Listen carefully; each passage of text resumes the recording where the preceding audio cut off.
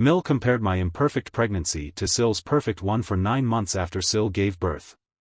My husband and I have been married for well over 2 years and have been together for 7. He is an amazing individual, and I consider him to be the man of my dreams. I am currently enjoying an excellent life with him. My parents and the rest of my family also love him. I am Mexican and have a large family. Fortunately, I have not heard a single member of my family say that they did not like him, as he is a gentleman to everyone. This quality is what initially attracted me to him. We Are the Couple is an ideal match, and they rarely engage in conflict, with the exception of disagreements regarding his mother, Mill. She is a significant source of contention. My husband's family is smaller in comparison to mine. His parents are traditional, conservative Christians from a small town, and his mother is particularly protective of them. She is controlling and insists on spending time with the family during the holidays. If we do not comply with her demands, she becomes agitated. When I met his family for the first time, his father and I had no difficulty forming a bond with him, as he was remarkably calm and reserved. His sister, who was enrolled in college in a different state and relocated only 2 years ago, has a strong relationship with me. She treats me as her own sister, but when it came to his mother, it was more challenging. She would often say sexist remarks, such as when they inquired about my occupation, I informed them that I was a marine biologist specializing in marine life conservation. Phil expressed admiration for my work, but Mill remained silent. I initially dismissed the matter without much reflection. However, my Phil subsequently contacted my husband to inform him that my Mill had instructed him to terminate the relationship. My Phil asserted that I am not the kind of woman who is suitable for her son, citing my lack of conventional feminine behavior as the rationale behind her decision. Given that I have a job that I love, that I am a scientist, and that my husband has never expressed a desire for me to be a housewife or to take up a stereotypically feminine job, it is evident that our relationship would not have been formed had he held such expectations. It is apparent that my husband's mother held the belief that he needed a wife who would be a homemaker, but this is not the case. My husband informed Phil that his mother's opinion of my suitability as a future wife was irrelevant. He also advised Phil to convey this message to his mother. I was gratified by my husband's support.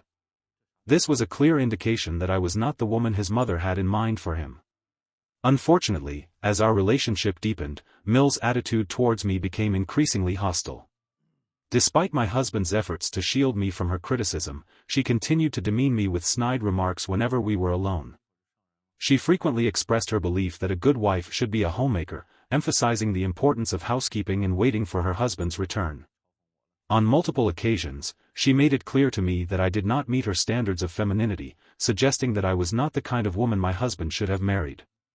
At first, I did not take her comments seriously, assuming that she was jesting. However, when she repeated them, I realized that she was serious. I was shocked by her perspective. One day, after we had dinner at Mill's house, she began ranting about how she missed a world where women took care of their families and men went out to work to support them. My husband interjected, saying that the world did not work that way anymore. He expressed that he no longer felt this way and that he was fortunate to have a partner like me, given that we both earned a considerable income and shared the responsibility of managing the household. M shook her head in disagreement, stating that women should act in accordance with their gender roles and men should adhere to their prescribed roles. I was aware that she was deliberately invoking this topic, yet I attempted to maintain composure. Phil advised her to calm down and suggested that this was not the appropriate time for such a discussion. However, she became agitated upon realizing that he was not providing support. She proceeded to reiterate her assertion that she was merely stating the truth and that she was acting in the best interests of her son. She then directed her gaze towards me, as if to imply that she had said her piece. I had already heard enough, so I quietly excused myself from the table and requested that my husband drive me home. He readily agreed to do so, and he looked at his mother with disappointment. We subsequently departed, and when Phil called to inquire about the matter, I firmly informed him that it was not within Mill's purview to determine who her son would marry and that she should refrain from doing so. In an attempt to discredit me, Phil agreed and attempted to apologize on behalf of his mother, but I was unmoved. My husband concurred and informed his father that if she did not apologize, he would cease all contact with her. Perhaps the threat of further estrangement was sufficient to prompt her to apologize to me, and I requested that she never mention it again.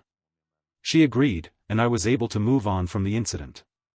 Regrettably, however, the wound was not fully healed, and it resurfaced a few months later. Subsequently, when my husband and I first commenced cohabitation, this occurred prior to our marriage. She subsequently discovered this and contacted me to inquire as to who would be responsible for the upkeep of the domicile and her son. I was perplexed by her inquiries and proceeded to place her on speakerphone so that my husband, who was driving alongside me, could also hear her. I then inquired as to the meaning of her statements, and she began to explain how, now that I was residing with her son, I needed to cease being. She was so immature that she continued to say how I should not go out for these expeditions and commit more to being a good partner to her son, my husband. He angrily told her that he did not need anyone to take care of him and that we were equal partners who shared responsibility. She got upset and started to say how we could not get married since I did not know how to be a proper wife. He asked her to mind her own business and to cut her call. When my husband proposed to me, my mother-in-law was extremely unhappy when she discovered that we wished to have a small wedding.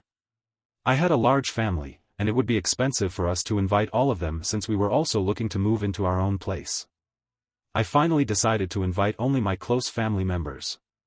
I had already made up my mind to have a celebration with the other family members later and treat them. My husband and I had a discussion with Mill, who argued that she wanted to invite all of her friends. Furthermore, Mill wanted to invite friends who she had not met for a very long time. She believed that our wedding would be the perfect occasion for it. However, when my husband asked her if she would be paying for their plates, she became offended. She stated that as his parent, he should feel ashamed to even ask this, given that we both earned so well. We scoffed at her response and made it clear that we had already made up our minds about having a small wedding. If there were any uninvited guests, we would simply have to accept them. Should she be invited, she would be responsible for their meals. Mill did not like this, but she was unable to do anything about it during the wedding. She loudly complained about everything and made it very apparent that she hated my wedding gown. I did not pay any heed to her comments and acted as though she did not exist, because for one day I did not want to be hurt by her mean comments. I tried to protect myself by trying to keep Mill away from me for the rest of the evening last year. In mid-April, we discovered that I was pregnant, which was a welcome development for us since we had been trying for some time. We decided to wait until I was around 9 weeks pregnant to inform our close family and friends about it. My mother-in-law was quite upset that she was not the first to know.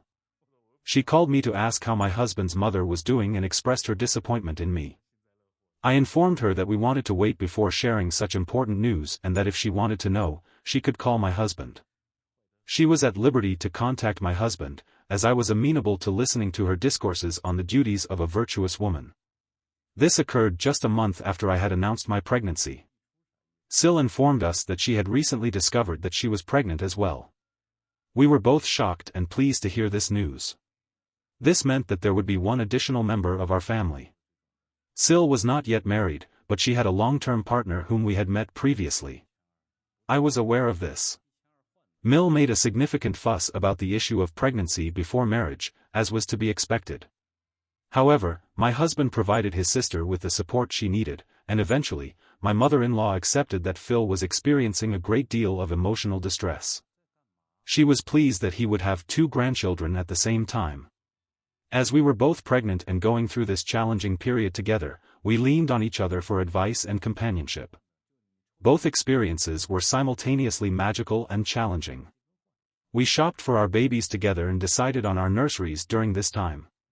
Mill began to constantly compare my pregnancy with Sil's pregnancy journey, seemingly out of nowhere as if it were some sort of competition.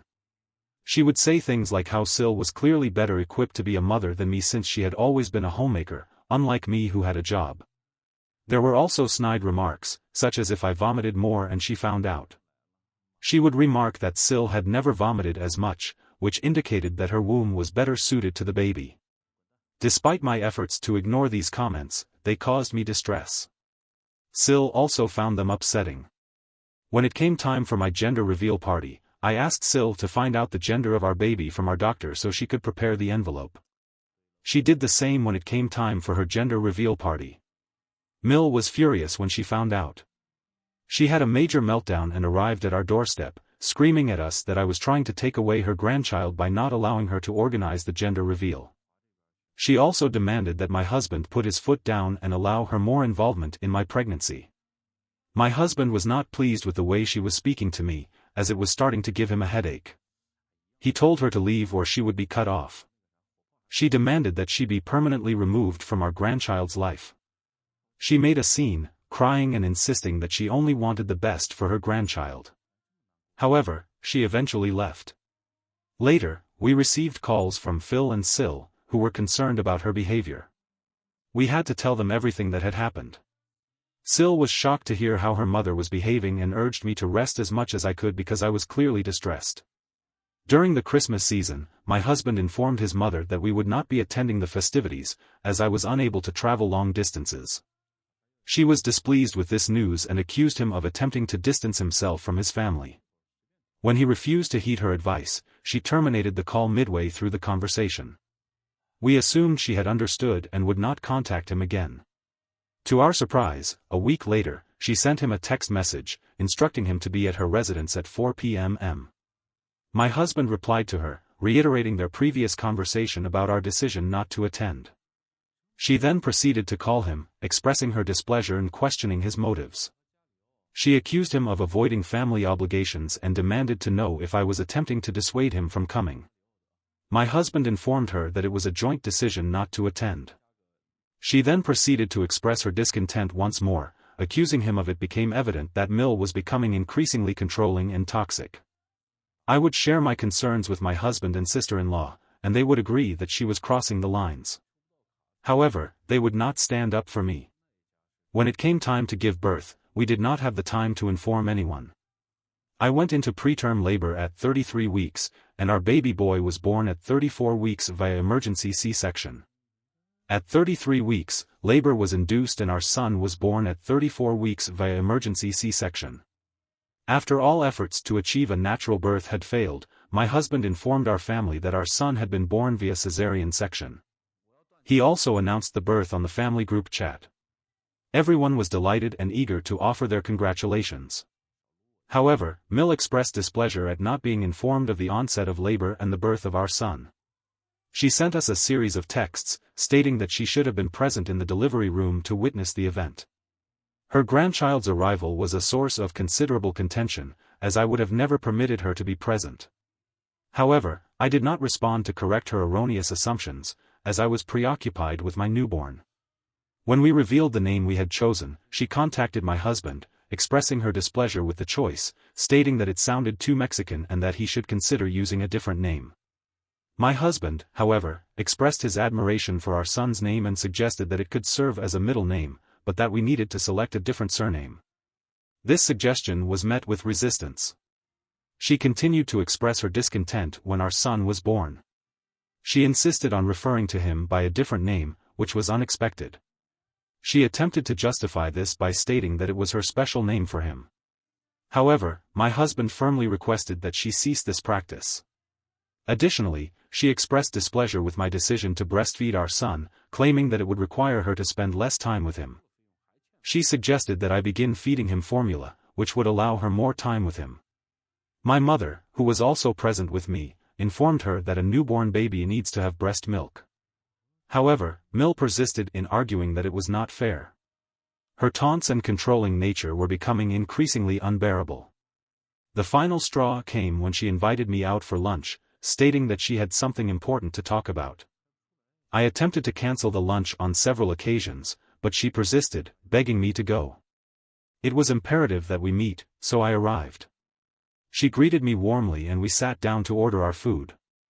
I then asked her why she wanted to ask me out for lunch. At this point, Mill asked if I had thought about who our son's godfather would be. I pursed my lips, hearing this since I knew she would not like the answer. I then proceeded to explain to her how S and I had discussed this and that we were each other's children's godparents. Mill then burst out crying. In the middle of the restaurant, I was approached by a woman who began yelling at me, claiming that I could do this to her. She then proceeded to say that she had her family and that I should make her my son's godmother, since she had every right to take care of my son as his grandparent. I reminded her of how she had previously expressed her belief that Sil was better equipped than me, and that she should be happy that my son would be taken care of well by her. However, Mill argued back, stating that only she could be trusted and that I should make her my son's godmother. The absurdity of her demands was becoming increasingly irksome, and I informed her in a firm manner that the discussion was at an end. I advised her that she could discuss the matter further with my husband at a later date. I did inform Sil regarding my lunch, and she expressed displeasure at the fact that Mill did not wish to be our son's godparent. My husband also expressed confusion as to why Mill was behaving in this manner and continued to ignore her calls during the previous week. Sil gave birth to her daughter, and she had requested my presence. I was present in the delivery room to provide support, as I had previously experienced a similar situation. I remained with her throughout the night, while my husband and my mother took care of our son at home in the morning after Sil had given birth. I ensured that her boyfriend was present to assume the duties. I departed to return home and rest throughout the day. I received calls from Mill, but I was too tired to engage in conversation with her and was occupied with spending time with my son in the evening. My husband, who had gone to check on his sister, returned home amused. I initially assumed he was happy to meet his nephew, but he informed me that he was even happier to hear of another development. This was when he revealed that Sil had apparently tired of Mill's toxic behavior and taken a stand, implementing a no-contact rule between Mill and her daughter. He described how, when Mill showed up at the hospital unannounced and asked the nurses to refuse to let her in, only Phil was allowed inside to meet the baby. Sil was permitted to enter the premises to meet the baby, as she did not wish to be subjected to her mother's judgments about her daughter. This was a surprising and unexpected turn of events, as I had not anticipated that Sil would take such a stand against Mill. It also made me realize why Mill had been calling me throughout the day. It seemed that she was attempting to either blame me or persuade me to convince S to see her granddaughter. When I spoke with S later, I learned that this decision had been made after witnessing the extent of Mill's actions. The decision to go no contact was a necessary boundary to protect her daughter from Mill's toxic influence. It was a moment of reckoning for Mill as the consequences of her actions finally came crashing down. The fallout has been severe, and Mill is completely cut off from her daughter's life. She is unable to witness the precious moments of her grandchild's early days. Since then, I have started to think about whether it would be the right decision. It is also necessary to consider the implications of permanently severing Mill's contact with us. This would undoubtedly be a harsh and cruel decision. Update 1. I would like to express my gratitude to everyone who has offered their kind words and advice. Your support means a great deal to me. I had not anticipated that this situation would gain such widespread attention so quickly. My husband and I have not had any contact with Mill since we discovered that she had cut us off. She continues to call us, but we ignore her calls. I discussed this with my husband and we agreed that, for our mental peace, it would be better for us to cut her out permanently. There is no guarantee that she will not behave in the same way with our son. It would be preferable for us to sever all ties with her permanently, as there is no guarantee that she will not behave in the same manner with our son and others. Some may question why we waited so long to take this action. It is important to understand that my husband is the eldest child, who was raised in a similar environment. Consequently, he did not fully comprehend the gravity of the situation until his mother began exhibiting inappropriate behavior towards me. My husband has consistently supported me and protected me. However, his mother has been a significant source of distress. The situation was complex, and we therefore arranged a group video call with his sister and Phil. We discussed our decision, and they have since expressed their support. We must now inform Mill about our decision. If you are eager for an update, I advise you to read on. It is a lengthy account. My husband decided to call his mother and inform her of our decision yesterday evening. When she first answered the call, she began screaming at him about how long it had been. My husband remained silent until she was finished with her demands. He then informed her that she was correct and that he needed to be a better man. She immediately agreed, stating that this was what she had wanted from him all along. However, my husband interrupted her, saying that as a man of our family, he had decided to cut her off from us permanently to protect us from her toxic ideology and drama. My husband's response was one of astonishment at first, perhaps an attempt to process the gravity of the situation. When she grasped the extent of our decision, she began to protest, stating that she would come to meet us and that nothing could prevent her from seeing her grandson. My husband immediately informed her that we would not allow her on our property and that we would contact the authorities if necessary. The police were contacted to report her for trespassing on our property. She then began shouting that this was probably my decision and that I was causing the family to fall apart. My husband informed her that she was entitled to her opinion but that he was no longer willing to engage with her. She persisted in shouting that this was why he should never have married a woman like me and that she had always been aware of his problematic nature. My husband became increasingly agitated. He then informed her that we were not the only ones to have terminated contact, citing the example of Sil. This suggests that the issue lies with her and that she needs to accept responsibility for her actions. Mill, however, continued to argue that I had poisoned the minds of everyone and that I had effectively taken her children away from her. My husband, exasperated, told her that if she wanted to blame someone, she should blame herself for being a bitter person and for being a racist. He also informed her that everyone was done with her and that she needed to accept responsibility for her own actions. This silenced Mill, and he subsequently blocked her. He then asserted that she should accept responsibility for her actions, which he deemed to be both bitter and racist. He further stated that she was no longer a welcome presence in their lives and that she needed to recognize the wrongfulness of her conduct. This prompted Mill to cease communication, and my husband subsequently blocked her. I have taken a similar approach, informing my family of the circumstances and requesting that they refrain from contacting Mill. I regret the estrangement from my husband and Sil, but I am relieved that I will no longer have to endure the toxicity of our mother-in-law's presence. I am grateful that I will never have to endure such unfortunate circumstances again. Update 3: 2 months have passed since my last update, and I am pleased to report that our son is thriving. My spouse and I maintain a close relationship, and we frequently meet with one another to facilitate our children's social interaction. It is heartwarming to observe their growing bond. It is my hope that they will continue to be each other's best friends as they grow up. Another happy update is that Sil is finally getting married to her baby daddy. As we all knew she would, she is now engaged to be married. We continue to be no contact with Mill. To everyone who was concerned about our safety, I assure you that we have cameras installed everywhere. We did change our locks. The locks on our doors and windows prevent Mill from ever disturbing us. It is unlikely that she will ever confront us publicly, given that many people are aware of the reasons behind our decision to sever contact with her.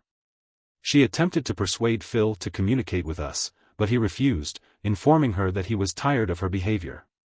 It is possible that her own husband's rejection of her may have contributed to her decision to cease communication with us.